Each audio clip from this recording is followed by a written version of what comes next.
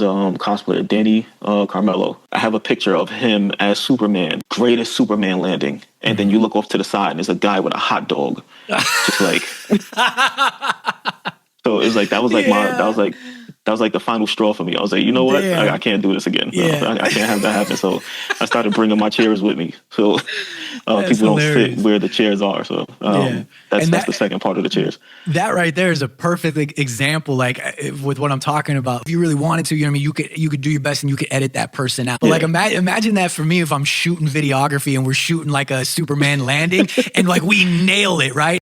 But then you got the guy walking by right as he lands and he's eating a hot dog in my frame. You know what I mean? And it's like I can't. Oh damn! You know what I'm saying? Like we gotta reshoot it. We gotta do something different. Like those are the obstacles when it comes.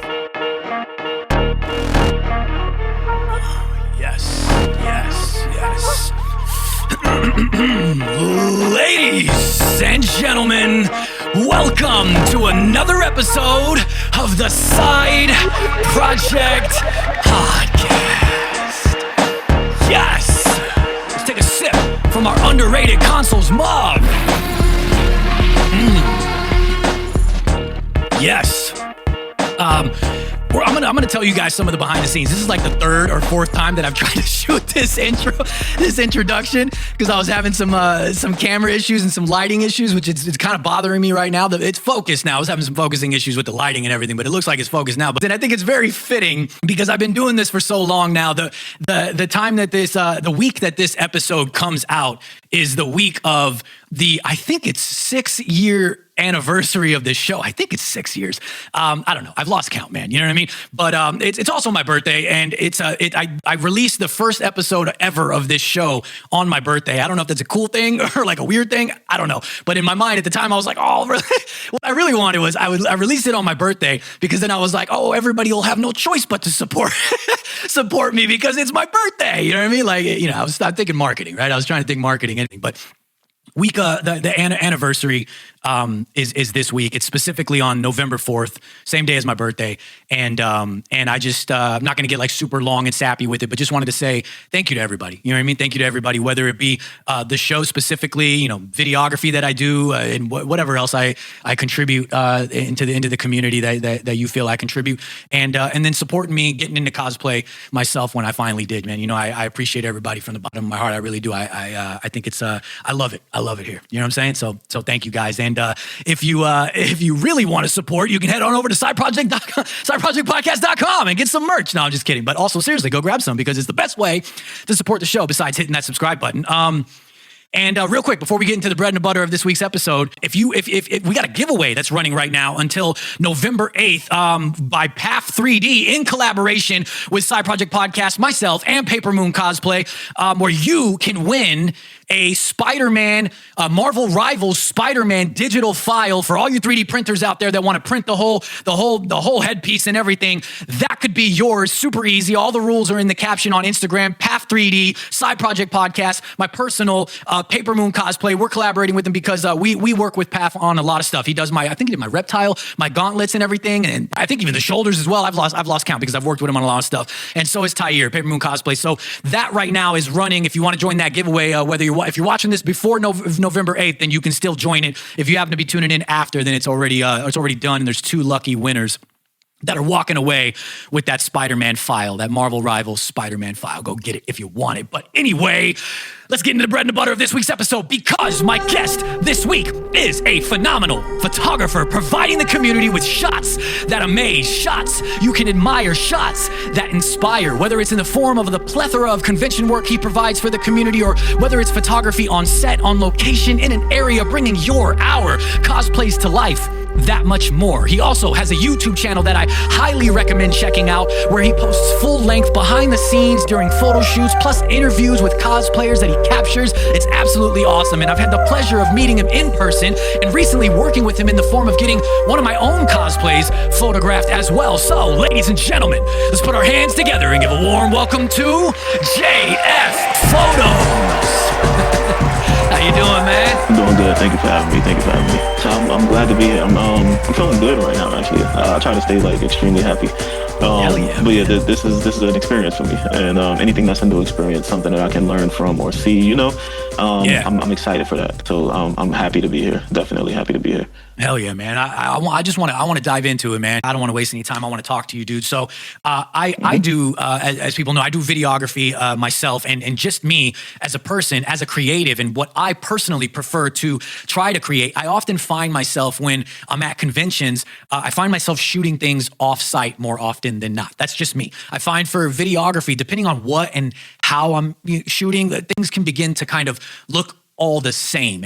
Oftentimes at cons, you're met with sometimes, dull backgrounds or just grays or browns or what have you, and not much texture to tell a story, at least the way that I would like. And I guess that's where creativity comes into play to try to make the best out of a situation. In my personal opinion, though, I feel like photography has better opportunities to make something out of what I just stated, more than videography. Just my personal opinion. You can edit things and people out. You can do more with the background and editing. So two-part question for you. Because you do partake in a lot of convention photography and you do it greatly, do you find yourself feeling like convention backdrops can be dull? And if so, or even if not, what do you do to bring out the best in a shot during a convention with obstacles like, if it's a boring background or even like tons of crowds? Like, what do you do? With it, I typically try to avoid walls when I'm shooting at conventions, mainly because I don't know what it is about convention spaces, but they choose the worst colors for their walls and their paint jobs. That's kind of what I mean. You have like mustards and you have like these grays and these weird browns, and it's like, what am I supposed to do with this? How am I supposed to make this work? Yeah. And then even somebody like me that that does do the whole color gel thing, sometimes it just doesn't blend well with the wall behind them. So what I've been focusing on mostly is trying to angle to where I don't have a wall in the background. I'd rather have to deal with the crowd and it looking like, is rustling and bustling versus we got the same gray wall that just looks like somebody just walked up with a paint bucket and just like just walked away. So that's what I've been trying to do mostly when it comes to that. This is the main reason why New York Comic Con is one of my favorite places to shoot, because there's no wall behind where I set up. Right. Like you've seen in the tunnel. Yeah, you've seen that tunnel. You have like 10 photographers across the same wall, like side by side, like this close to each other. And then I'm in the middle of the street, like looking down the tunnel. So it's just so I can like not have that wall behind them. Everybody knows exactly what's going on or where I am. Yes, I'm like right next to these other photographers, but because I'm in the street and that whole background is blacked out, you can't really tell for sure. Yeah, exactly. Yeah, and you do a great job. And it's also no shade to any of the other photographers that are set up in different places or set up behind those, like you said, like the gray wall or any other con. Because I said it too. I find them like dull, like you said, browns and grays, and I said it as well. It comes down to your creativity as well to bring the best out of what you've got, and you work with what you've got. Like me as a person, like I don't really like shooting certain areas like inside the con, especially for my videography. And it's like I'm different. Like I like to create like cinematic stuff and do different things to it. I create my own music for it, and then I sync it all up to the video. So it's just a unique thing that I try to do. And I feel like it just takes me out of like the character if I'm like doing some super cinematic, situation, and then you see like a banner for New York Comic Con in the background. You know what I mean? And it's like, I'm like, God, man, it just takes me out of the vibe. But I know a lot of people don't, not everybody cares about that, but that's just a preference for me. How do you kind of talked about it. Like, you try to avoid walls. You like the tunnel with the more openness. So like when you go to a con, how exactly do you go about like finding a place that you think will be a good location to post up? I know you slightly answered it, but let's dive into it a little more. Like obviously if you've been to a convention more than once, then you kind of know the layout, some areas, you got the lay of the land. But if it's one that you haven't been to, you kind of got to scout, what you feel is the best for you. What do you look for, if anything, that grabs your eye? Then you say like, oh, this is the spot. Is it also, besides the things you already said, like maybe the flow of traffic to take into consideration? So you got people walking by you so you can grab them or they can see you and want to shoot? Like, is it wide open spaces so you can have as much space as you can? What are your hopes and go-tos in finding a location to shoot at cons? The first thing you said, the traffic flow. So first and foremost, when I say traffic flow, I don't mean like there's people walking past that I could grab. The main thing I look for is to not be in the way. So I try to be courteous of the people that are actually attending it, because everybody's not there for photography. Everybody's not there to get their picture taken. So first things first, I look to be out of the way. If I could be out of the way, but close enough to where I can still, reach out to people, grab people, or even the people that know who I am, post a video and they can find me easily, then that's the first thing I'm going for always. The second thing is if I can have like a spot that's a little flexible to where I can probably turn or change if I need to be, then I'll do that. Now, when it comes to finding the place, first things first, I carry heavy when it comes to conventions. I have a cart, I have a C-stand, which I've become known as a C-stand guy from another person's YouTube channel. So, and if there's a spot that fits exactly what I'm looking for, let's take Anime NYC for example. The River Pavilion. I hate the wall that I set up on. I truly hate it, but it's like in the perfect place. Like it has leading lines to it. It has like this middle area that you can like shoot straight up. It's smack in the middle. It's not bothering nobody. Nobody's bumping into it or anything. So I feel like something like that is perfect for me. You mentioned like bringing a lot of stuff with you. You bring, you got lights, you got, all kinds of different, tripods and everything. And then you bring chairs with you too, to make sure you're comfortable. I saw that and I was like, that's pretty cool. Like he thought about himself too. You know what I mean? Like I'm going to be here all these days. I'm gonna make sure I'm good. But you also do it for another reason, I think, too. Yeah, so secret about the chairs, right? It's kind of selfish of me. When I first started going to conventions, I'd have my 3 lights set up, right? My main light in the front, my 2 other lights in the back, right? And I'd be getting all my shots in. I'm killing it. And then somebody will come from the food truck and sit right on the floor in the middle of it. Oh, damn. And I'm like, okay, all right. So, so the chairs serve a double purpose. So they're kind of an obstacle. Nobody comes and sits in front of them on the floor. And anybody that I do know, when they come and sit, they're on the thing. They're out of the way. So it kind of it blocks, the congoers from coming and just sitting there. Because, again, courteous. Anytime somebody came and sat down, I'd walk up to them, hey, just wanted to let you know, I'm not saying that I want you to move. I'm letting you know I'm taking pictures here. There's a possibility you'll come up in them. If you do come up in them, I'm not going to delete them. If you're okay with that, then feel free to stay there. If not, I apologize. And people had to make a choice. They had to leave or they'll just stay there. And to avoid the whole staying there, because it's and there's a photographer, there's a cosplayer, Danny Carmelo. I have a picture of him as Superman, greatest Superman landing, and then you look off to the side and there's a guy with a hot dog, just like.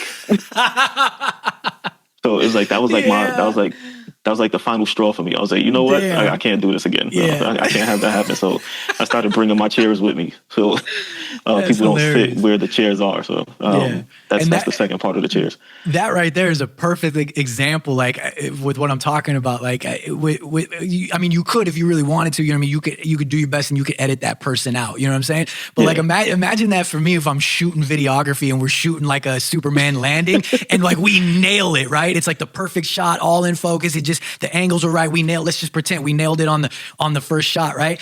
But then you got the guy walking by right as he lands and he's eating a hot dog in my frame. You know what I mean? And it's like, I can't, oh damn, you know what I'm saying? Like we gotta reshoot it. We gotta do something different. Like those are the obstacles when it comes to like videography. But so it's funny that you mentioned it with photography as well, though. But depending on what kind of a photographer or videographer you may be, lighting can play a very important role in how a shot is brought to life, especially at a convention as well, when you don't have as much control of your surroundings. How big of a role does lighting play in your photography? Because I know you bring some lights with you, and what would you say are the differences, if any, that lighting can have when it comes to shoots at conventions versus, shoots that are more, private or intimate, like a controlled setting? It sucks to say this, but lighting for me is kind of not an option at this point. If I can't shoot with my lights, I don't even feel the same way about the shots that I took. To the point where it's like, there's been times where, let's take, I did a meetup. It was a haunting in Industry City. Okay. A couple of cosplayers got together. We did a bunch of horror cosplays and things, and I took some shots or whatever. I didn't have my lights because we didn't have the permit for it. I was tagged in one of those pictures, and I don't watermark my work. I don't put logos on my work. Same. So I was tagged in one of those pictures, and I looked at it and I said, "Wait, I took that?" I replied that to the person. I took that, and it was like, yeah. And I literally went on my website to go look for the picture and found it. And it was like, okay, yeah, it is there. I'm not a post guy at all. Anybody that knows me personally will tell you I hate editing. Okay. You try to do as much as you can in the moment. In the camera, yes. Gotcha. Like most of my shots, like if you let's just look at Comic-Con 2025, right? What is that, 1,100 photos? I'd probably say 70% of that wasn't edited.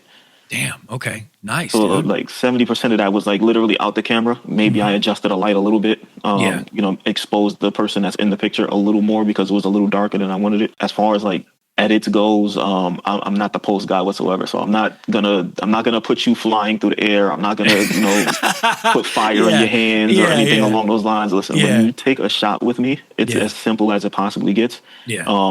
Boom, this is what it looks like in the camera. I'm probably going to adjust the color of some leaves in the background. We're going to make this whole background pop a little more because I edit a background more than I edit the person in the picture. That's a craft in itself, man. There's all walks of creativity when it comes to photography and everything. And there's, some that want to do more edits, and whether it be like, heavy editing to make, something pop, or like you said, more like compositing and whatnot for like, fire and different things like that, or just be some touching up and whatnot. Or if it be someone that, prides himself a little bit more on trying to do everything in camera work for whatever the reason may be. Maybe they're just not good at editing, or maybe that's just their style. That's what they, pride themselves on. That's what they like to do.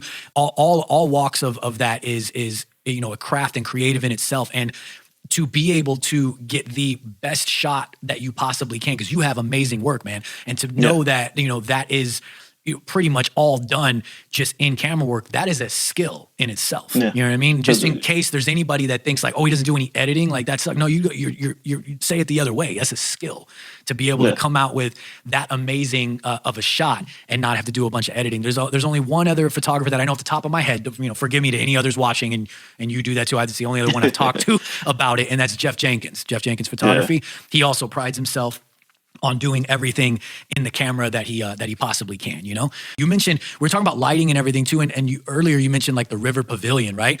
And the tunnel is obviously much more darker, so you're relying on your lights a lot more. But something like the river pavilion at New York is lit up. It is like natural light like crazy.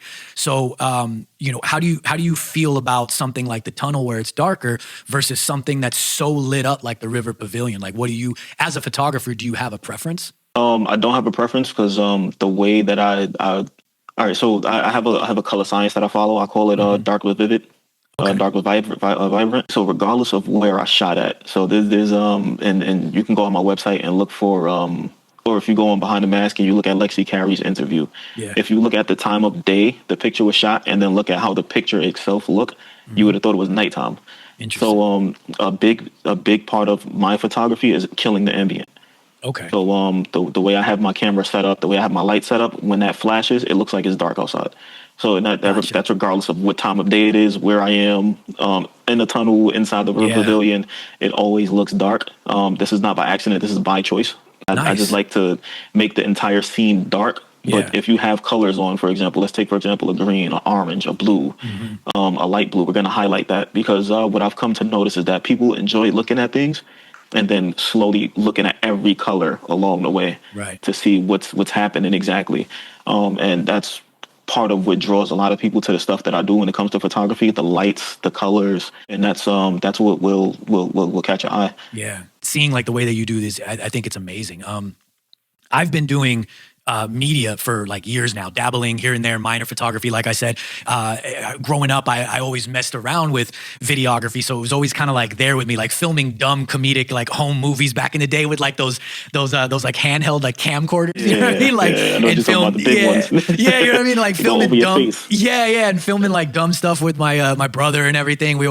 I just always kind of, I loved being creative of some kind, whether it be, photos and video or music and writing, or even understanding like game development to a certain level. Like I just love creativity, and I always felt like I needed something to satisfy that creator's tick. But once I got into the cosplay community and started doing like this, the podcast, is when I decided I really wanted to dive into videography as well and have something other than just, the podcast. For you though, what's the story behind you getting into photography and media and everything? And how long have you been doing all of this? What was it always cosplayers? Was it, models, nature, landscape, or any other form of photography? Like, what's your story on getting into photography? Okay, so this goes extremely far back. 2003, I think.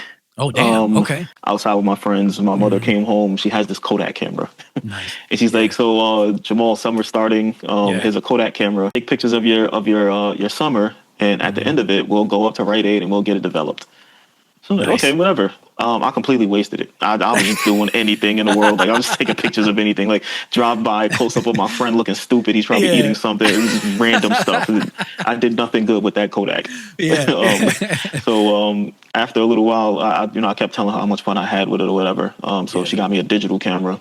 Black Friday. Yeah. So I would use that. Around this time, getting light was like a really big thing in New York. Light feet dancing and stuff like that. So I would record that. I made a YouTube video a long time ago. When YouTube first came out, I made a YouTube. Fast forward, I get a little older. I'm able to go to parties now. So as I'm going to clubs and stuff, I'm seeing like photographers are being hired. That kind of resonated with me. I'd love to capture the moment. I'd love to be able to take pictures of things, people enjoying themselves and stuff. You never know. You could be having fun with somebody at a party one week and the next week they're gone. And the only thing you have left is that picture. Right. So I wanted to make sure people actually had that picture. So I kept saying, I want to get a camera. I want to get a camera. Now, poverty was like extremely heavy for me. So I want a camera. However, I don't have camera money, and I definitely don't have $2,000 lens money. So don't even get me started. I know what you mean. So it kind of like the whole thought process of it kind of like died in my head. Like it was still in the back of my mind. Eventually one day I'll probably get to it. We hit 2016. My girlfriend surprises me with a camera. Nice. I still have it. It's on my desk. I'm shooting whatever I can, but it all started with models, like regular fashion photography. It wasn't always cosplay. I didn't know cosplay photography was a thing. I barely knew cosplay was a thing. It just so happened on my way back from Vegas, a friend of mine that I know that runs a pen store. Very popular pen store. He's like, hey, are you going to Comic-Con by any chance? He doesn't live in New York. He's visiting New York for Comic-Con so he can run his booth. And I'm like, I don't know. I've never been to it. I've only heard of it. I've never seen it, anything like that. He's like, hey, if you come on Sunday, I have a bag of exclusives for you. Nice. So you know what? Let's do it. Bought the ticket last minute. This was at a time where you could still just buy a ticket and go. Right. It wasn't where it is today. This was 2018, I think. Nice. Okay. So you can just still buy the ticket and just get in there, whatever. So I buy that ticket. I go in. I'm like, you know what? I'll just take my camera just in case. Maybe there's something I'll take a picture of. Change my life. Change my whole world, as a matter of fact. I get in there. I talk to him. I'm coming back outside, and I'm seeing all these people dressed in all these characters. I'm just like, this is amazing. Everybody looks comfortable. Everybody looks happy. Everybody looks like themselves. Like that they feel like they're in the right place. So I'm like, I want to shoot this. So I start taking pictures. I stumble outside. I meet what's her name? Ali Z Cosplay or Ali's Cosplay. I meet her. I take a picture of her. She had this Venom cosplay. Nice. That was like it was like a symbiote almost like halfway through the transformation. Took a picture of that. Nice. It went crazy. This is where I met the dude that kind of like inspired what I do today. His name is Grayson Sean Photos. If you ever get a chance, I don't know if you ever met him. Sounds familiar. Name is Francisco Grayson Sean Photos. From there, it was like, I'm real interested in this, and I have money now, so I started working towards it, and that's how I got to cosplay photography, and I have not left it since. That's what a journey though. You know what I mean? From the Kodak. Oh man. Like when you said that too, and then developing the film, I don't know if like how many, well, my audience is pretty much around like our age and whatnot, our age frame and everything. But there's a couple in there that are like, probably like developing film. What are you talking about? You know what I mean? Like you had to go to Rite Aid to get those pictures. Yes, bro. Yeah. You know what I mean? You had to wait, you know what I mean? A couple days to a week, and they call you, let you know your film is ready. You know what I mean? And you finally look at it, and it's like the whole process of waiting for it. I'm just thinking like, what is my mother gonna think when she see these damn pictures? That's crazy. When she sees I was just being stupid, like that's funny, dude. Like where do you ultimately, if you still kind of have like a goal, where do you ultimately want to take it, like photography or media as a whole? You know what I mean? Do you have any other goals or aspirations for it? Is there something that you like an itch that you still are looking to satisfy, whether it be like working with or for another company, or anything of that sort of project you want to work on your own or somebody else's? Like, is there any itch that you still want to satisfy? So short term, photographer of the season. Nice. Long term, I want to make photography a hobby.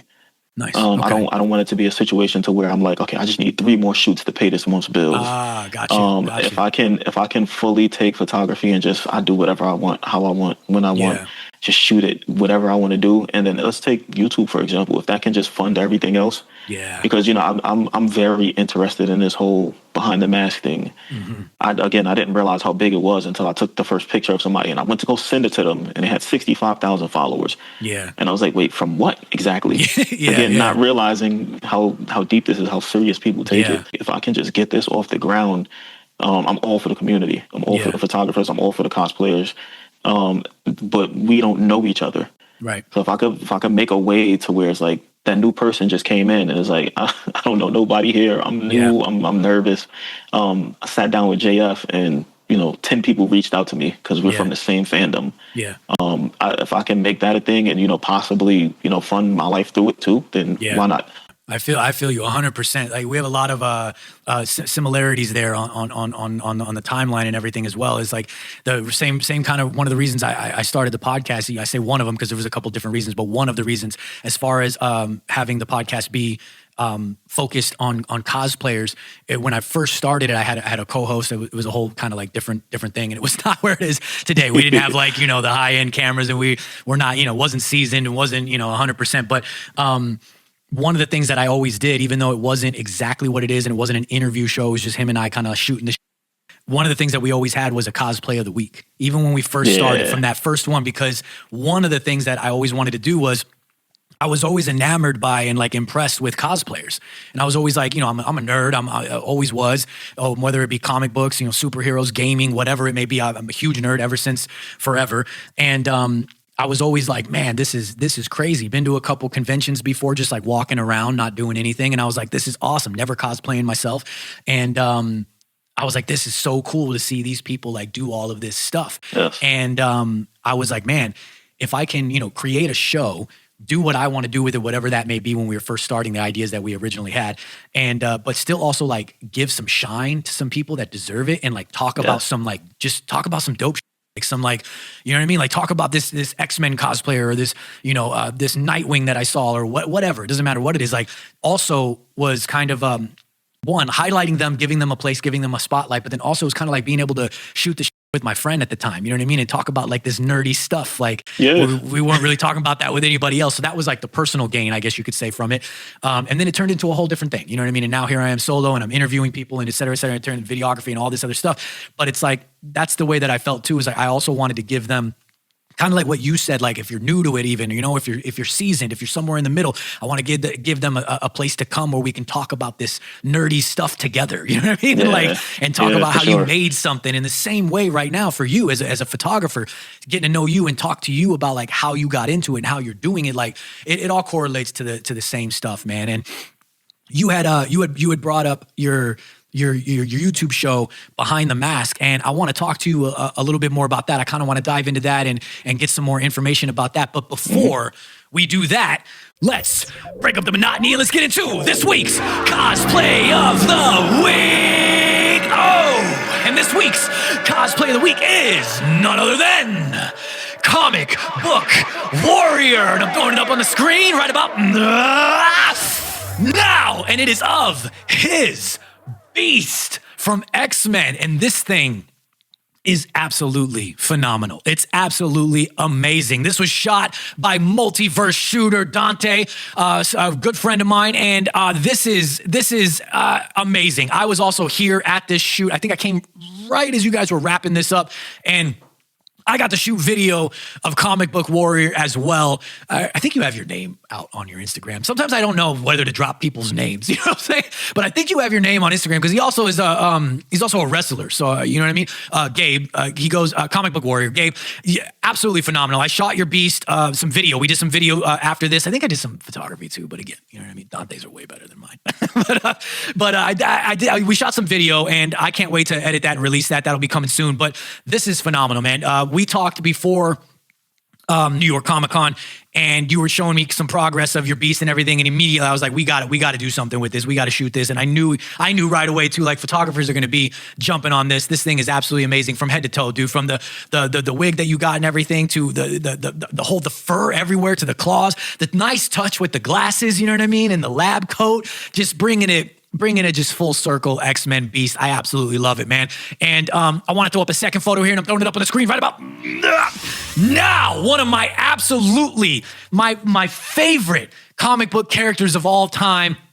And this is his Ghost Rider. And I know that, once again, because we were talking about lots of different things leading up to New York Comic Con and things that we wanted to do and a bunch of stuff that we did not get done. And I think he had, forgive me, Gabe, if I don't remember all of it correctly, but I think you had like more smoke stuff going on and like fire-esque type things or something. You had like different props and different things that you were going to do. And I don't think you could bring it in or something like that. Write it in the comments, whether this is on YouTube or Instagram, if you're just watching this as a clip on Instagram. But, you had something that I know that you weren't able to do, but you also have some other shots of your Ghost Rider on your Instagram where you have like edits of the fire and all that stuff. But this shot right here, phenomenal. This shot is by JF Photos. And once again, in case you're just tuning in to this on Instagram as a clip and you didn't tune into the full episode, we actually have guest this week, JF Photos, who's here, photographer for this shot, photographer guest on the show. We're talking about his photography, obviously, and we're talking about his YouTube show and all kinds of things and whatever else we end up talking about. Like I said, if you tune into this just as a clip on Instagram, didn't tune into the full episode,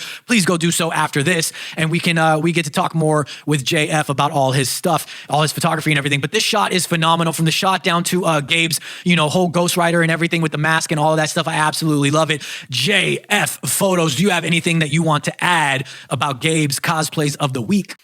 Well, first of all, amazing. He's less than a year in. Yeah, and, right. To have that soon, top tier. I mean, I know he's definitely working with somebody that's really amazing. I try to shoot her as many times as I can, whenever I can. But to have something like this, and even like the whole smoke thing again. If you've been watching this whole time, I don't edit. That smoke was literally all him. He had the machine on him. He was ready to go. One of my favorite things about Gabe, real humble dude. He reaches out. He's not afraid to say like, I need help. He's not afraid to show love in the first place. He's not one of those people that's going to sit back and just wait for it or act like he doesn't need it. He's very open when it comes down to talking, real genuine dude. So I'm glad I got the chance to take that shot. As soon as I seen him walk up, and especially with the smoke, I was ready for it. I was ready. 100%, man. Gabe is a cool dude, and like you said, he's with Asylum Harley, so he's got someone right in his pocket helping him, and he's surrounded by absolutely amazing people, like because he's a year in, and here we are, man, talking about him as the cosplay of the week. An awesome dude, an awesome cosplayer, ladies and gentlemen. If you're not following Comic Book Warrior on Instagram, please go do so right now at comic.book.warrior, because Gabe, your Beast and Ghost Rider cosplay of the week for me and JF Photos is amazing. Phenomenal, man. Absolutely phenomenal. I said I wanted to talk to you about your Behind the Mask YouTube series and everything, but before we do that, I actually want to throw a little bit of a curveball at you, and I want to get into a segment that I like to call Wow! Shotgun Questions. And what Shotgun Questions is a little bit more of a rapid fire segment that actually never ends up being that rapid fire. That's the irony of it. We always end up having a conversation about it, and that's okay. It's a series of 3 questions that's absolutely nothing serious. It's all fun and games. So let's see how much fun that we can have when I ask you. Logistics aside, you have to build a team of 6 characters to fight off a threat on Earth. This could be a team that is comprised of superheroes or villains across the Marvel Universe, DC, any other comic-based company, or it could be mixed with gaming characters or any other forms of pop culture. You have to build a team of 6 characters to fight off a threat on Earth. Who are your 6? So I'm going to take Black Panther first, just because he's Black Panther. Nice. It's just off rip. 100%. Give me Storm. Yes. Oh, yes. Finally. Getting some more Storms lately in these. Finally. Yeah, I'll definitely take Storm. Yeah. I'm gonna say Magneto, and a lot of this is gonna be X-Men characters because I know a lot more about X-Men characters. If we're going across the entire pop culture, whatever I'll take Aokiji from One Piece. Okay. That whole ice thing is just it's too much. Yeah. Let me think. 2 more. Give me Might Guy. Okay. From Naruto, and then lastly, give me Vegeta. Nice. Okay. Nice. Yeah. Good mix. 3 and 3. Like if pop culture wise, out of these Batmen, you've got Keaton, Bale, Affleck, Pattinson. You can only choose one, and the rest and their universe cease to exist. Who do you pick? So don't hate me too much, but I didn't watch a lot of Batman. Okay, yeah, no worries, no worries. This is also I didn't say it in the intro to this segment, but I don't prep the guests for these. These come improv. He has no idea that this was happening, so I don't prep them because I do the element of surprise with it. So I have no idea as well if they're like big fans of anything that I may be asking. So all right, so can we possibly go a different universe? Like if we said we could. Spider-Man. I was just gonna say that I have another one. So you have to choose one Spider-Man. Like who's your ultimate Spider-Man in film? Would it be Toby, Andrew, or Tom? Which is your favorite? Tom? Gotcha. Only because I feel like Tom is actually Spider-Man. Yeah, I feel that. Toby is the OG. Mm-hmm. I feel like he kind of like played down into the role, whereas Toby almost felt too old for the role in the first place. Yeah. But he still made it work. Andrew was kind of like, I want to say it, he had to play nerd when he looks like he has the cool look to him already. Yeah. And then Tom Holland is kind of like, I can see this happening. Like I can see you as the nerd. I can see you get bit. I can see you become who you are. Yeah. Even though we didn't get to see him before the bite. It's just right off the bat who he was as Spider-Man and out of the mask, the suit. I can imagine it. Yeah. Hell yeah. No wrong answer there, man. Last question. If you could time travel to any time period, any era, where would you go and why? And you can have up to 3 different choices if you so want them. So this sounds stupid, right? I always think about this. If I could time travel, I'd go back to 2008. Okay, nice. I'd find myself during my first summer youth job, and I'd tell myself to put an entire check into Bitcoin because at the time it was only $6. Yes, hell yes, dude. I wasn't prepped for that, but literally I say that every single time. If somebody asks me about time travel and where I would go, that's it. If anybody asks me about time travel ever, there goes the camera again. If anybody asks me about time travel ever, I'm so prepared. If there's any other podcasters out there, because I actually had a few podcasters hit me up recently to come on their show, but I got to hit them back. If you guys see this, I'm so sorry. I haven't hit you back. By the time this is out, I probably already have. But I would love to come on your shows. I'd love to switch it up. I'd always be in the host. I'd love to be a guest. And if anybody ever asks me about time travel, I'm ready to go at any given time. I'm ready to have that conversation. But anyway, that's one of those things. You have 2 more if you want them, or if you just want to end with 1, it's up to you. No, that's my ultimate one. Only because at that time in 2008, Bitcoin was $6, Apple was $1, Microsoft was $7. Oh my God, Apple was $1, dude. What? Apple was $1. Oh my gosh, man. So, yeah, dude. 2008. That's literally 2008, and my first job. I think about that all the time. That really makes me think too, like.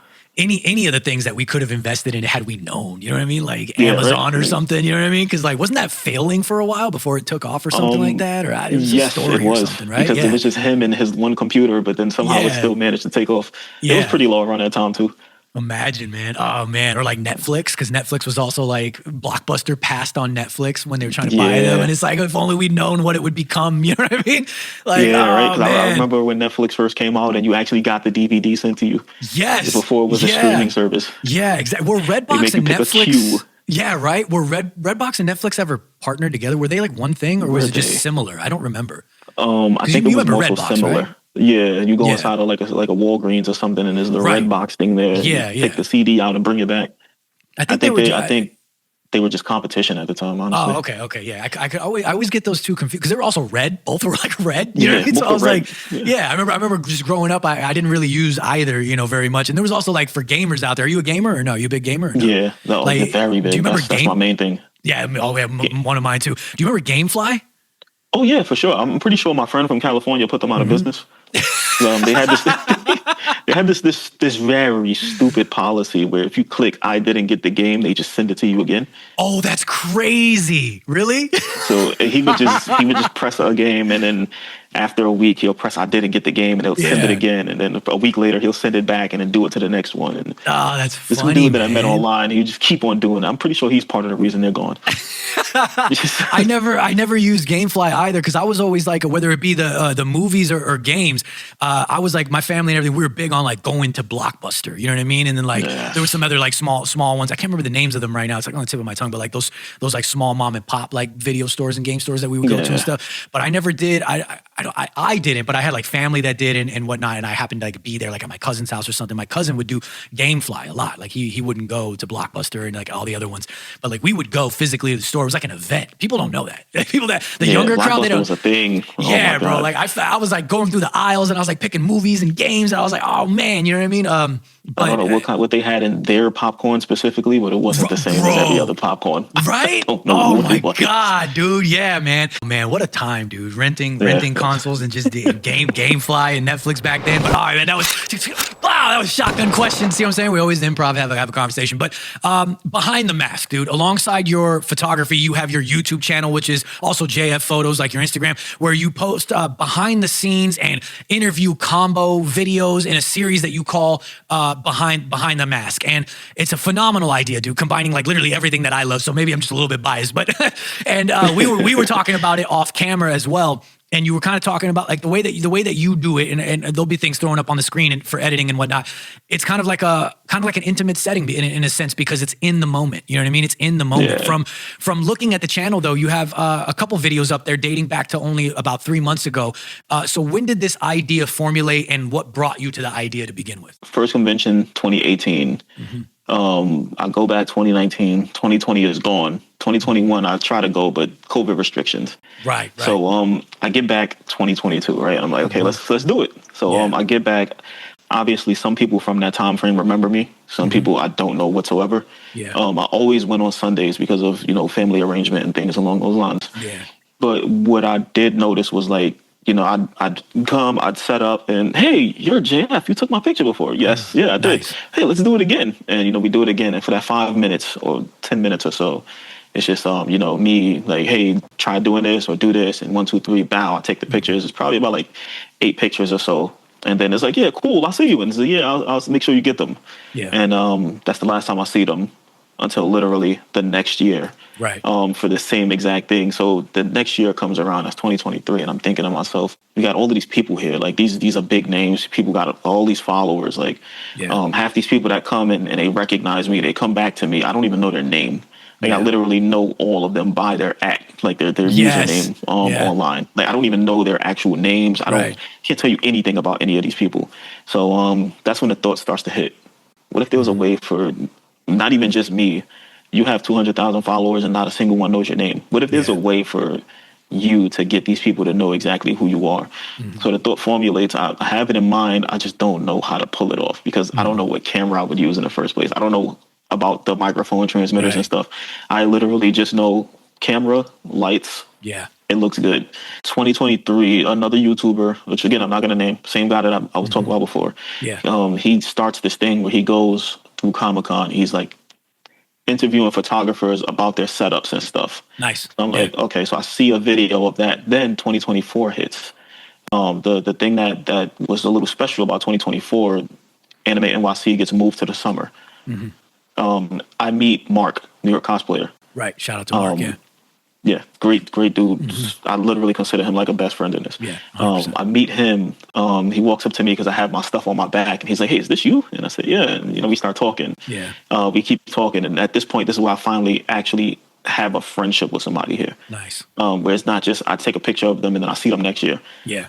So as we're talking, he's bringing more people over, introducing me to this person, to that person, to this person, to that person. Yeah. Now we go on to New York Comic Con. That comes around. Except this time, that YouTuber that I was talking about before, he sees me and I hear him talking before he starts talking to me. And, this guy's lugging around a C-stand. So I turn and I look and he's walking over to me and he starts talking to me or whatever. That's the first time I ever seen an Osmo Pocket 3.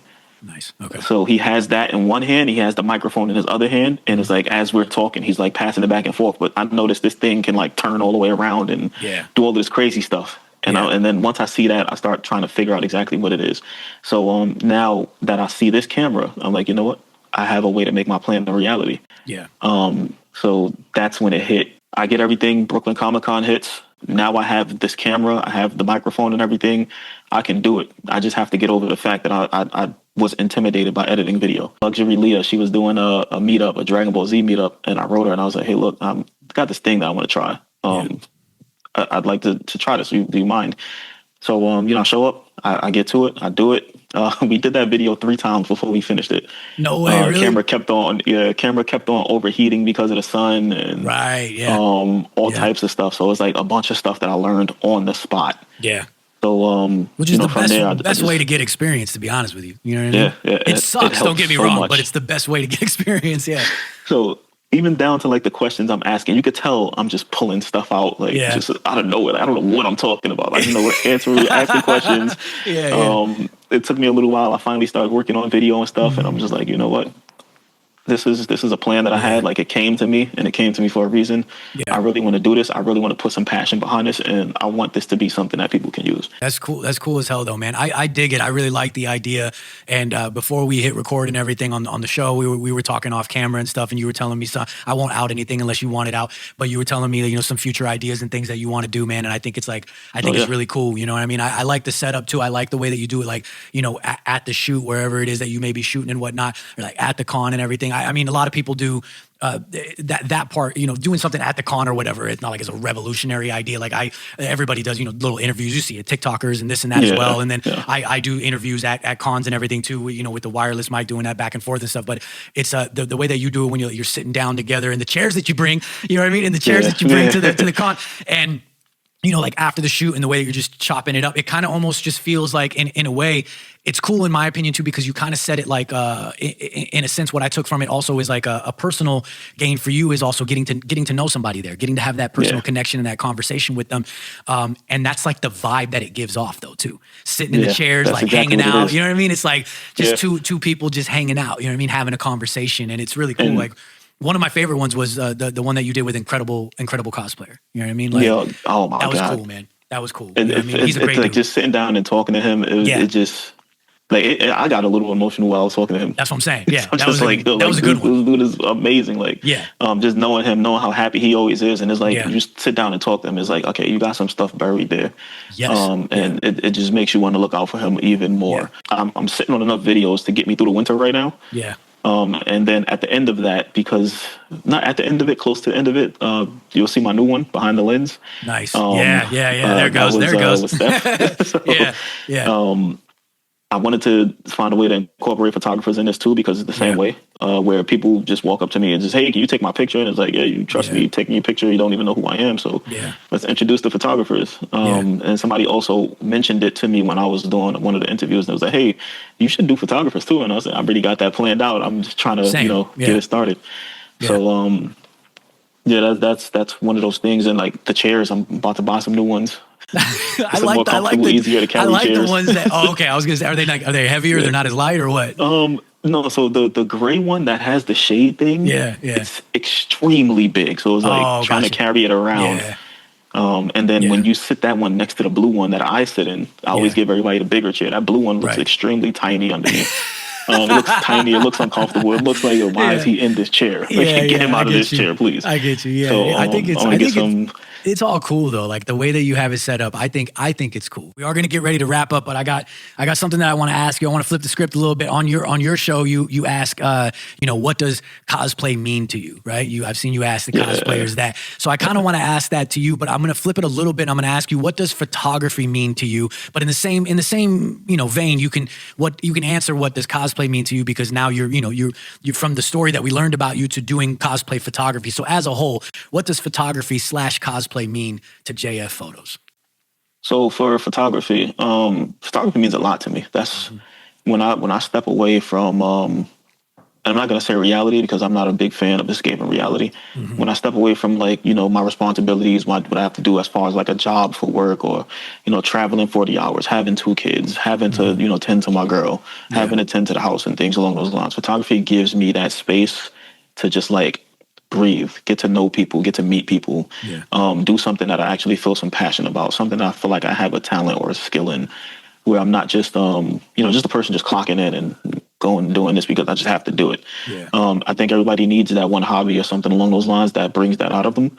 And that photography is definitely that for me. And then what does cosplay mean for me? Look, without cosplay, I wouldn't have got to know a lot of the amazing people that I do know. So it does mean a lot to me, not to sound like cliche.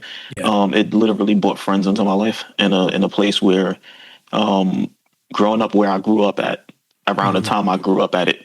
Can you imagine, 90s, early 2000s in Brooklyn, in a place where people get picked on just for saying they have a favorite Pokemon. Yeah.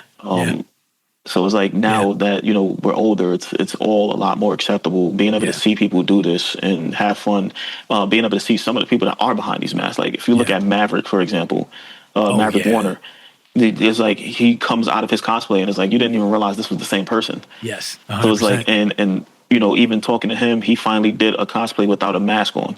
Yeah. So it's like just think about like seeing other people that comfortable and then how it makes you feel too. It's to the point where I almost want to get into it. Yeah. So it's like, and I have my 3 that I would do. Do you want to say them, or are you keeping them? Quiet? I mean, if I were to cosplay, for one, I wouldn't tell anybody it was me. I'd just show up. Yeah. I have a couple of people that I would probably want to mess with. I'd show up. But it's either Reaper from Overwatch, Cybot from Mortal Kombat, or Nice. Mortal Kombat. Man. 100%, bro. I used to be a huge Overwatch player as well, by the way, but I haven't played for quite a while. But man, huge Overwatch player. So that is I sick, still play it every day. Yeah, that is but sick. Reaper for sure. Yeah, Reaper 100%, dude. And obviously, I'm huge on Mortal Kombat. Always have been since a kid. Got a couple different Mortal Kombat cosplays myself. Got my Reptile, got my Ermac. So I feel you on that 100%. Yeah. You would make all of those that you said, like, that would be phenomenal, dude. Yeah, I would go full out on those. The especially Reaper, the guns, the PMI smoke vest, everything. Dude. I would go all out, bro. If I could do video for you, you could do the. You know what I mean? Oh man, that'd be sick. Yeah, dude, that would be sick. Bro, we are going to get ready. We're going to wrap up here, man. I second everything that you said when you said, what does photography mean to you? What does cosplay mean to you, man? Especially with it being, once again, everybody, thank you so much. I believe it's 6 years, 6 years supporting the show, man. I really appreciate it. It's gotten me, to all everything that I've done, you know what I mean? From videography to incorporating music back into everything I do, to panels at some of the biggest conventions in the world, to working just internationally this last year at Canada, you know what I mean? To companies that I've done stuff for and everything in between. It's all because of this community, you know what I mean? So I thank you guys so much, and I second everything that you said as well. Ladies and gentlemen, if you're not following JF Photos on Instagram, please go do so right now, as well as on YouTube, and check out Behind the Mask and what's going to be coming, which is Behind the Lens as well. And that's JJAYEFF Photos on Instagram and YouTube as well. Thank you so much for being here, man. It's been absolutely awesome, dude. I can't wait to do, some more stuff with you. Hopefully get some more of my cosplay shot by you. And then one day, hopefully do video of you as well, man. Ladies and gentlemen, thank you so much for tuning in. Thank you for watching, for liking, for commenting, for sharing, for doing all of those beautiful things that you do over on youtube.com/Side Project Podcast. When you go down, you hit that big red subscribe button. When you do, go, and you get 100 sexy project points. Thank you for watching and listening on Spotify as well, because videos are available on Spotify as well. And you follow and you rate and you do all those things you do. I thank you from the bottom of my heart. If you're looking for me on Instagram, you can find me at IG_Hates_Chazzy. That is my personal. And if you're looking for the podcast as a whole, you can find it on Instagram at Side Project Podcast. That's Project with a K. Side Project merch available on sideprojectpodcast.com. For me, for JF Photos, we are out of here.